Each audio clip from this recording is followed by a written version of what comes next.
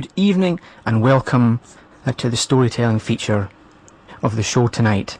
I've got a live studio guest this evening, and as they say, way back on TV all those years ago, what's your name and where do you come from? My name is Terrie Howey and I come from Hampshire, and that's mostly sort of my zone, but I go all over.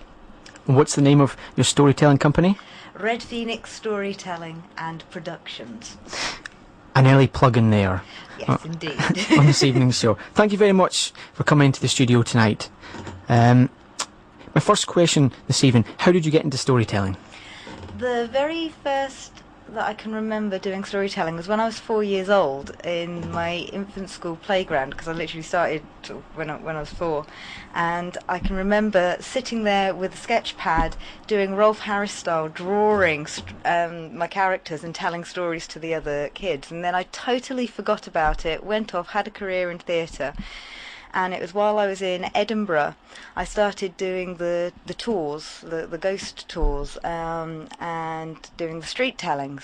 And then I got involved with the Scottish Storytelling Centre and went, this is a career? Why didn't nobody tell me this beforehand? And I've been a professional storyteller pretty much ever since. Really? So how long ago was that? When did you get into it? I've been professionally telling for about 8 years now. Excellent. Excellent. What type of skills do you think storytellers need to possess? Good visualization and memory, I think, is key, because you're having to remember lots of details and you're having to visualize the stories so that you can communicate them to your audience. Right. And what when you say visualization, what do you do to visualize? What's it you see? Part of the story, or? Well, I'm severely dyslexic, so I find that my entire mind works in pictures. And so when I'm hearing a story, reading a story, I build images in my mind. So scene by scene, it's almost like having a DVD running in my head. So I've got coming up to about 300 stories in my head now, and it's just like a huge great big blockbusters in there. When I want to tell a new tale, I just pull out that one and off I go. But it's building the images, and then as the images are there in your mind, conveying that, but not conveying every single detail, because you want to allow your listener to be able to build their own image, because they'll hear what they need from the story, much as I'll hear what I need from the story. So everybody's different, and that's the beauty of storytelling. It can give so much to everybody. Excellent stuff. Do you find that your dyslexia, that did you sort of challenge yourself and say, look, I'm going to do this, like I'm going to tackle it sort of head on, because for me personally, I chose to get into hospital radio to help me with my stammer. So did you find that was why you got into storytelling, to sort of like tackle your dyslexia? Totally. I found that reading and writing was, although I love reading and I do write lots of stories, I found it a huge, great challenge. And stories is how I've always made sense of the world, sort of a narrative. If I can find a narrative and create those pictures in my mind, then I can understand, and it makes the world a much easier place to operate in. So stories have been my key throughout. That's probably why I was using them as 4 years old, when I just started school, and it was suddenly this huge, great change in having to do academic stuff. Gosh, excellent. You've brought along 3 stories tonight. What's the name of your first story? The first story, it doesn't really have a title, it's just sort of known as a storytelling parable. Right, okay, and where does the story come from? What's the background? It's just an old folk tale, really. So it's the writer or whoever sort of first wrote it down is sort of unknown. It's one of those lost ones that I sort of discovered en route somewhere. Excellent. You're going to be telling the 3 stories 100% live and loud, aren't you? Oh, yes. There's no pre-recorded sessions here, folks. No. This is going to be Terrie live and loud. When you're ready, Terrie, take it away. Excellent. There was once a small village, and in that village there lived an exceptionally good storyteller. And he told his tales and people listened, and everybody had their own favourite tale. And it didn't matter how many times they'd heard him tell it before, they would beg for more and more and again and again. And so he would tell his tales. But after a little while he thought, if I'm this popular in my village, I might do really well if I go elsewhere. And so he did. He packed his bags and he wandered from village to village, town to town, city to city, and everywhere he went he told his stories and people loved them. But after a while he started to get a little bit lonely. He started to think about home, how much he missed his friends and his family, those familiar things. And so after weeks, months, years of being on the road, he decided to return home. And the celebrations that happened when he came back to that small little village. Everybody was delighted to see him. They welcomed him with open arms. And that night they were going to have a feast. And the best of the feast would be given to the storyteller, and he would tell his tales.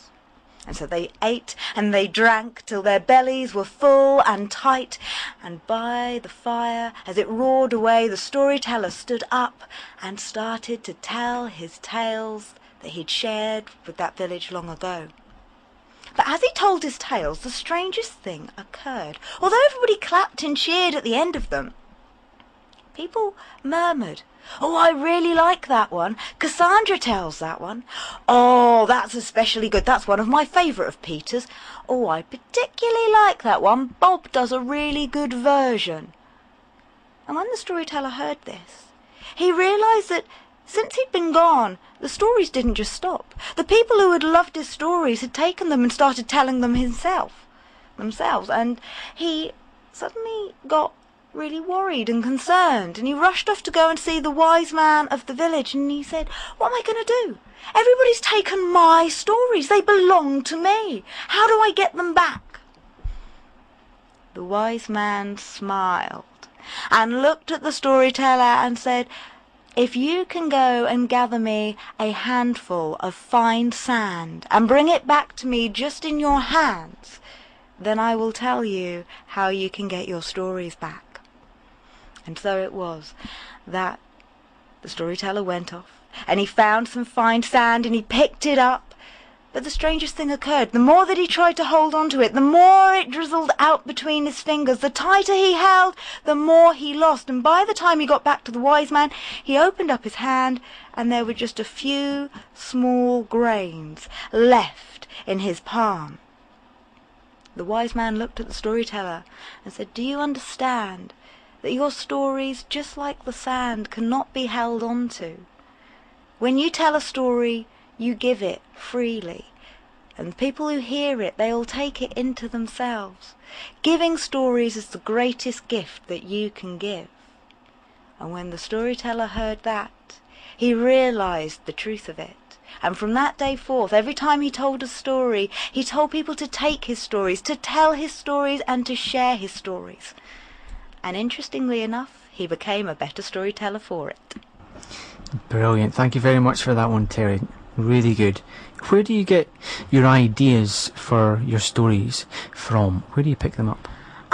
A lot of it is some stories I hear, some stories I write, some stories I find in really old books. I like working with history. History absolutely fascinates me. So very often I'll go off and I'll research something, a particular time in history or a particular event, and sometimes I create stories just out of those events. I do a lot of work with Butser Ancient Farm down near Petersfield. They do Iron Age archaeology, and they have roundhouses there, and they have a Roman villa, and it's fabulous going and telling in the roundhouse there. There's no experience like it. You've got the fire burning in the centre, everybody gathered around, and you can really feel sort of the ancestry of storytelling right behind you when you're telling. So a lot of it comes from the research that I do, or just going off and finding stuff. Something will just tweak my interest. Excellent. Now, do you prefer to tell stories standing up or sitting down? Definitely standing up. Do you? I'm quite physical. I think that's from my previous life in theatre. I'm quite physical when I tell my stories, and so I don't just speak my stories, I generally use my entire body to tell them. Yeah. Excellent. Some of the previous storytellers that we've had on the show, they've said that when they tell a story that it comes out completely different, like each time. Is that something that you're laughing, so I'm guessing that yes, that happens as well? Oh yeah. I mean, it's I think it has something to do with every different audience brings something different. They need something different, and you kind of pick up on that a little bit. Human beings are very, very good at being empathic to each other, and I think that's kind of a raw essence of storytelling. You have to kind of get a general feel of why you're in that space telling your story to that particular audience. And sometimes they'll throw heckles out and stuff, and you'll take information from that and use that to shape how you're going to tell the story, or they'll be laughing at particular aspects and not at others, and so you get a feel as you're going what intentions you need to sort of pull out of your story so that audience will enjoy it. And every audience is different, so every time you tell a story it's different. That's interesting. So how do you deal with the heckling side of it? I actually quite enjoy heckles because it keeps me on my toes and it keeps me thinking. I've said that now on air, so every storytelling show I get after this, everybody's going to be heckling.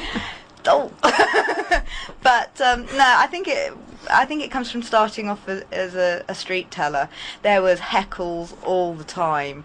You know, you'd be dealing with people that you were telling stories to. You'd be dealing with passers-by, and on the streets of Edinburgh at sort of 11, 12 o'clock at night telling stories. It's you had some interesting characters that would come up and start heckling.